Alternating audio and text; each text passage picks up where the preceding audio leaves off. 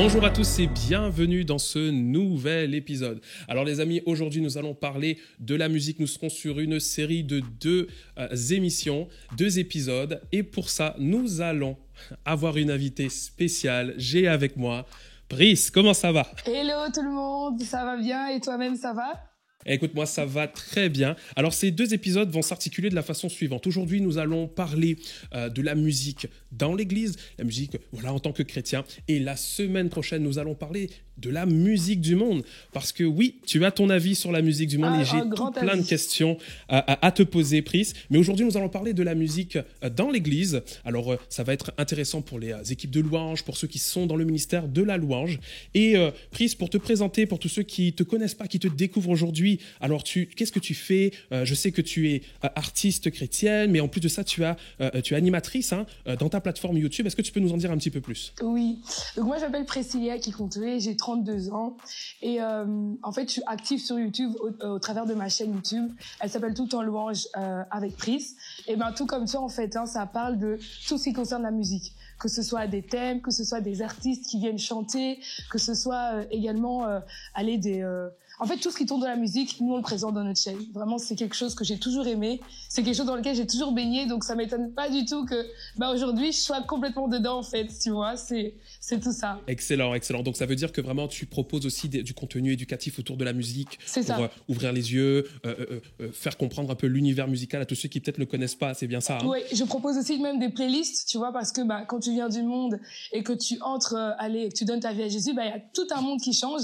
Et pour ne pas que ça soit non plus trop brusque, je propose tout ce qui est R&B chrétien aussi, des playlists, que ce soit français, anglophone, enfin, vraiment, on essaie de tout mettre un grand bric-à-brac pour que les gens puissent s'en sortir, quoi, tout simplement. Et c'est vraiment, vraiment intéressant. Alors, je vous invite littéralement à vous abonner, à aller donner un soutien à notre surprise parce que vraiment, il y a de bonnes choses qui se font là-bas. Et tu sais quoi, Pris? J'ai plein de questions à te poser sur la musique, voilà, à l'église, en tant que chrétien. Et j'aimerais te commencer avec celle-là. Regarde, quel est ton constat sur l'état actuel de la musique dans nos églises? Est-ce que, par exemple, il y a des défis que nos équipes de louanges rencontrent au sein même de notre église? Yeah.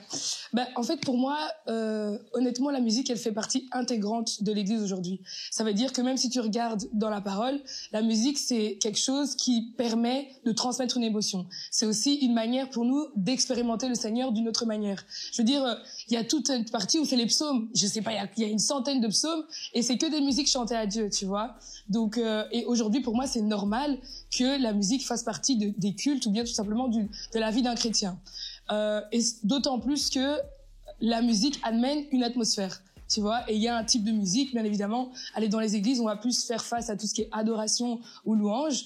C'est parce que ce type de chant-là amène une atmosphère. Donc, c'est pas toutes les chansons non plus qu'on va chanter dans une église, tu vois. Donc, il y a ça. En tout cas, pour moi, la musique dans les églises, ça fait un. Ça fait vraiment un. Ça fait un. C'est intéressant parce que justement, c'était la question que j'allais te poser puisque on voit que la musique a évolué aussi. Comment vois-tu l'évolution de la louange dans les prochaines années? Parce que si tu veux, on a maintenant de nouveaux styles qui sortent comme le rap chrétien. J'ai même entendu même de la drill, etc. Ouais. Tu vois, donc il y a vraiment de nouvelles choses qui sortent en ce moment. Est-ce que comment tu penses que les équipes de louange doivent faire face à ça? Est-ce qu'elles doivent se réinventer et proposer ça? Ou non, peut-être pas? Est-ce que l'Église... Comment les choses doivent s'articuler? Parce que finalement, on voit qu'il y a des chrétiens qui le font. Donc ça veut dire, en d'autres termes, que ça reste quand même comme une équipe de louange, même si ça reste rap chrétien, drill. C'est quand même de la musique, il y a quand même une direction artistique, une direction musicale, etc. Toi, comment tu vois ça? Comment l'équipe de louange doit voir cette évolution? Mais en fait, moi, je pense que dans les églises, ça restera toujours louange et adoration parce que, comme je dis, ça ramène une certaine atmosphère. Maintenant, dans la vie de tous les jours, c'est sûr qu'un style de musique comme la drill, on peut nous l'adapter. Tu vois, ça reste un style de musique. Maintenant, ce qui est chanté, le message qui est transmis est différent. Donc, pour moi, c'est OK. Maintenant, oui, il peut y avoir des concerts auxquels nous, on va pouvoir aller pour pouvoir mettre en avant justement le Seigneur. Et par exemple, on n'a jamais dit que le rap devait absolument on devait absolument chanter un type de choses. Non, le rap de base c'était un message à transmettre au travers d'un type de musique. Et c'est ce que fait aussi les chrétiens aujourd'hui. Ils transmettent un message qui est le Seigneur au travers d'un style de musique qui leur correspond aussi à eux. Parce que c'est pas tout type de musique qui parle à tout le monde. Tu vois, et on reste aussi quand même unique. On est tous différents. Oui, on sert le même Dieu, mais on reste différents. Il y a des choses qui touchent plus certaines personnes. Donc c'est normal que aujourd'hui on se diversifie. Tu vois, Dieu est illimité. Donc on peut pas se limiter à une seule chose et dire seulement ceci se passe comme ça ou ceci ça se passe comme ça, tu vois. Mais comme je dis, pour moi, dans l'église, ça sera toujours adoration et louange d'une certaine manière parce que c'est une certaine atmosphère qu'on cherche aussi. Tu vois ce que je veux dire?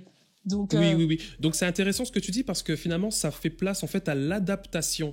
C'est ça, c'est-à-dire que en fonction du contexte, ben je vais mettre certaines musiques qui seront peut-être plus appropriées. Hein. C'est bien ça? Exactement. Je veux dire, si on a un barbecue avec des amis, je me vois mal mettre un truc atmosphère. Tu vois, non. Enfin, tu vois, on est dans une ambiance chill, donc je vais mettre voilà. Moi, un R&B, ouais, parce que ça va partir en langue et puis après le barbecue, ça va être brûlé, quoi. Les saucisses vont être brûlées, laisse tomber. Entre deux saucisses, je vais pas aller commencer à, enfin, tu vois, ça n'a pas de sens, quoi, tu vois. Donc, pour ce genre de moment, en fait, tu vois, pour éviter de retomber dans quelque chose qu'on ne veut pas, tu vois, c'est dans ça que ça nous aide. En fait, c'est excellent, c'est vraiment excellent. Les amis, il y a des conseils précieux qui sont donnés ici, donc n'hésitez pas également à nous dire vos retours directement en commentaire ou même sur Instagram. Alors là, j'ai une question un peu plus technique parce que ça, c'est un des problèmes qu'on rencontre beaucoup dans les équipes de louanges. Pris, je vais être honnête avec toi, on a un souci dans nos églises.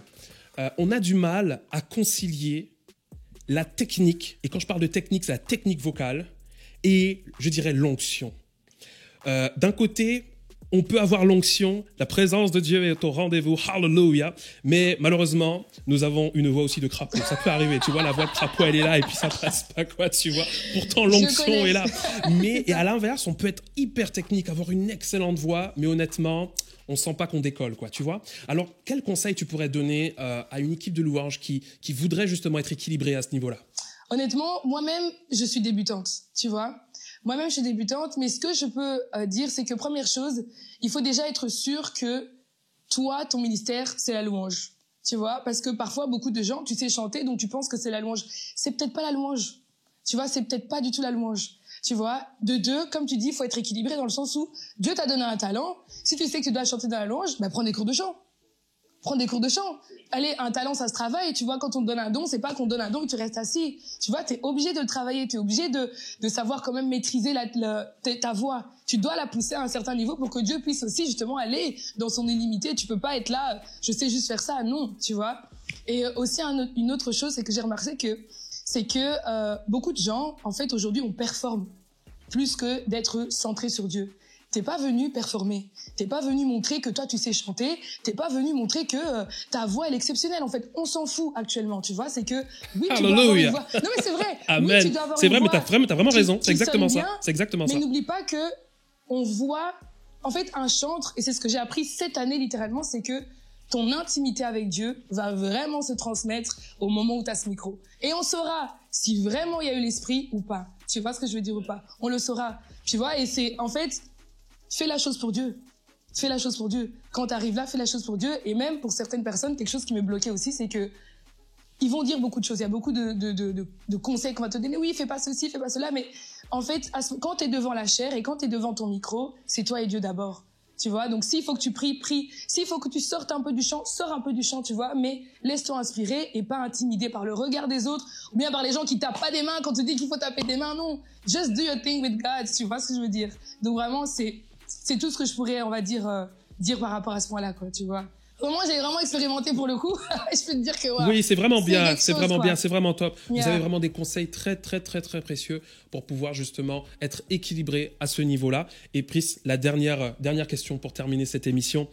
Alors, est-ce que tu aurais un verset ou même une chanson, un message à donner à une personne qui veut se lancer dans la louange, mais qui rencontre des difficultés, qui rencontre toutes sortes de choses, comme tu dis, un peu la timidité, la peur. Est-ce que tu as une parole pour encourager tous ceux qui nous écoutent aujourd'hui? Ouais.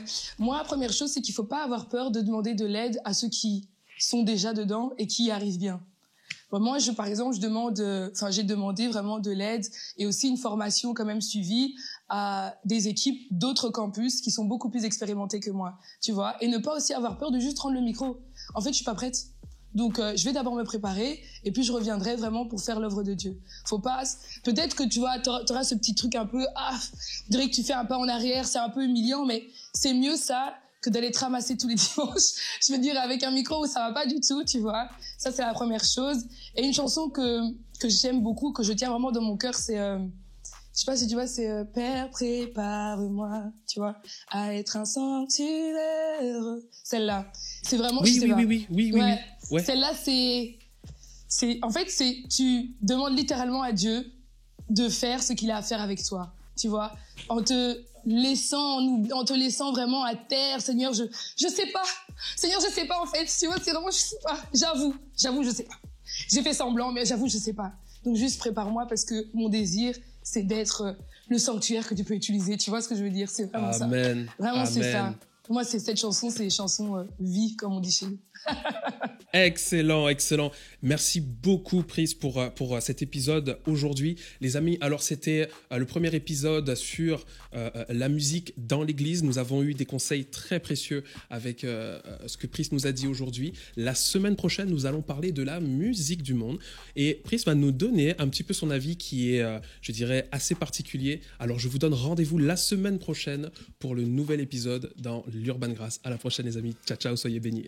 Merci d'avoir été avec nous aujourd'hui. Ici sur Urban Grass, nous parlons de tout et sans tabou. Posez-nous vos questions en commentaire ou sur notre page Instagram et abonnez-vous pour ne manquer aucun épisode. Merci à l'équipe des 10 000 qui nous soutiennent mensuellement. Par vos dons, vous rendez ces émissions possibles. Que Dieu vous bénisse. À la semaine prochaine.